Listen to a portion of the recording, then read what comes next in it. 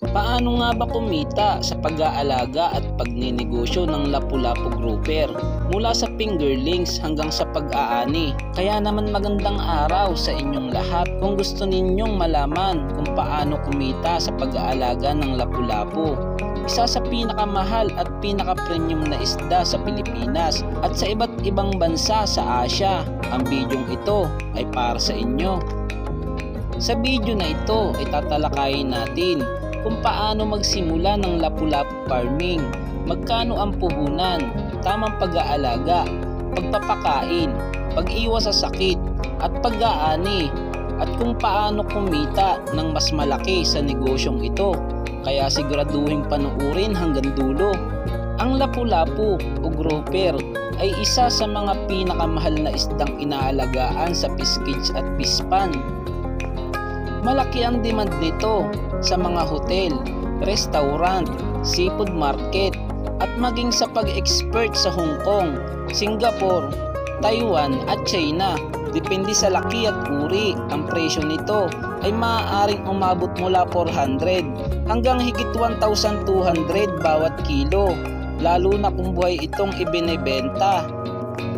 At bakit nga ba magandang negosyo ang Lapu-Lapu? Narito ang ilang mga dahilan. Ang una ay dahil mataas ang presyo nito. Pangalawa, malaki ang demand buong taon. Ang pangatlo ay maaaring ibenta ng live na mas mataas ang halaga.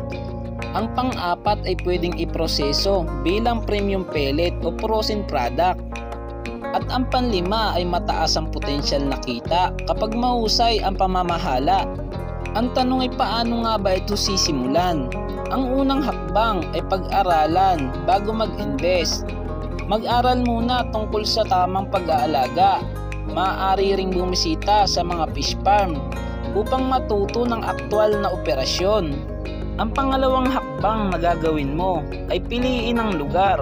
Kailangan ng malinis na tubig, magandang agos, sapat na lalim at hindi madalas bahain o tamaan ng malalakas na alon. Ang pantatlong hakbang ay ang fish cage na gagamitin mo. Karaniwang ginagamit ang floating fish cage. Siguraduhin matibay ang lambat at frame upang hindi makatakas ang mga isda. At ang pagbili ng fingerlings, bumili lamang sa mapagkakatiwalaang hatchery. Mas mabuti kung pare-pareho ang laki upang sabay ang paglaki. Suriin kung aktibo ang paglangoy at walang sugat o sakit. I-acclimate bago pakawalan ang fingerlings. Ilubog muna ang plastic bag sa tubig ng 15 minuto hanggang 20 minuto. Unti-unting paghaluin ang tubig bago sila pakawalan. Makakatulong ito upang mabawasan ang stress. Sa pagpapakain naman, maaaring gumamit ng commercial pellets o sariwang isda. Pakainin 2 beses bawat araw. Huwag magpakain ng sobra upang hindi marumihan ang tubig. Ang pang-araw-araw na gawain ay tingnan ang kalagayan ng isda, alisin ang namatay, linisin ang lambat, obserbahan ang kalidad ng tubig, pag-iwas sa sakit, dahil mas madaling iwasan ang sakit kaysa gamutin.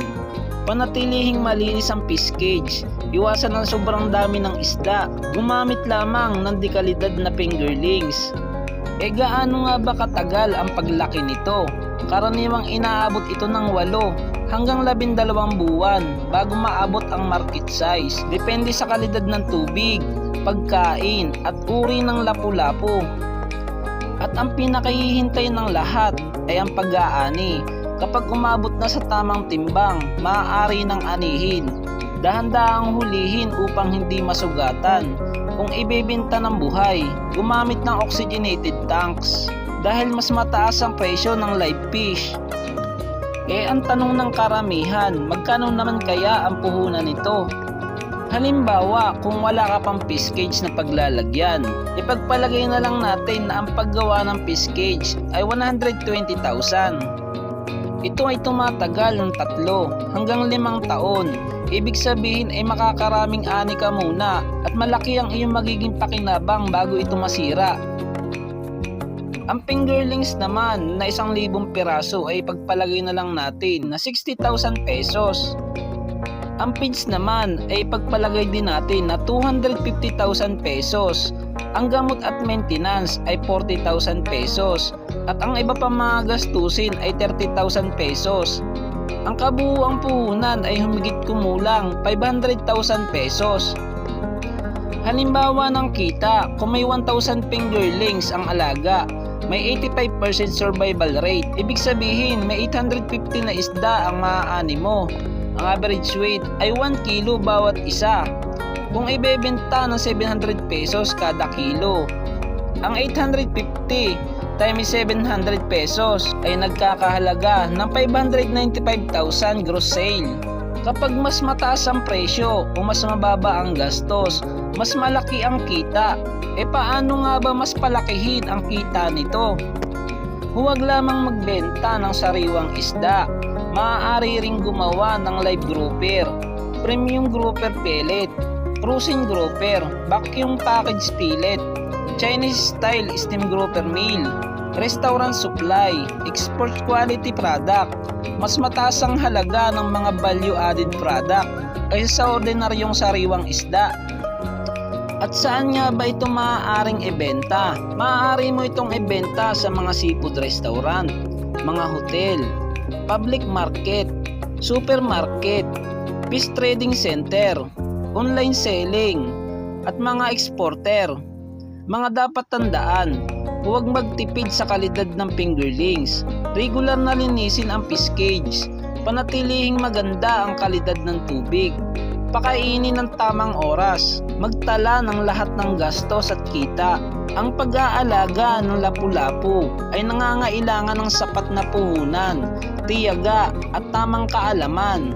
Ngunit kung maayos ang pamamahala, maaari itong maging isang negosyo na may mas malaking potensyal na kita dahil sa mataas na demand at magandang presyo sa merkado. At kung may plano kayong pumasok sa aquaculture, isa ang lapu-lapu sa mga isdang dapat ninyong pag-aralan.